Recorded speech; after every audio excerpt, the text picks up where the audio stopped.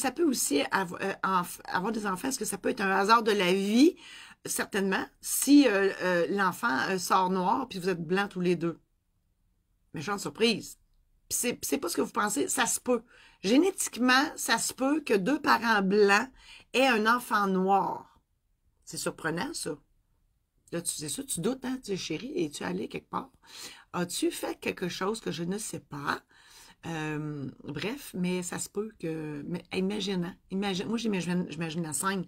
Le bébé sort noir, et le père, là, il doit-tu triper des bulles au pluriel? C'est sûr, il y a une discussion avec un grand D. Hein?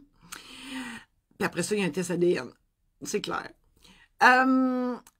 Hasard, je parle de hermaphrodite. Je ne sais pas si vous savez ça, mais il y a 2% des enfants qui naissent avec les deux sexes. Bonne chance aux parents, il faut que tu choisisses le bon après. Ben, c'est sûr que des fois, c'est la médecine qui décide parce qu'il y en a un qui est plus développé que l'autre. Là. Mais moi, quand j'ai su ça, et moi d'ailleurs, petite, je pensais que j'étais hermaphrodite parce que j'ai un gros côté masculin. Puis je me suis posé la question, j'ai même demandé mon dossier médical de 0-10 ans pour être sûr que c'est ça. Mais non, je suis née avec le sexe féminin, mais j'ai un gros côté masculin.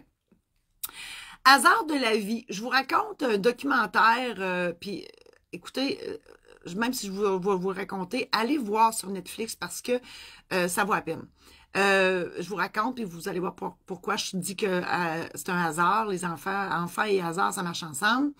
À Indianapolis, il y a un gynécologue. Et la série, là, ça s'appelle, en anglais, c'est Our Father, ou en français, Notre Père à tous. Vous allez comprendre.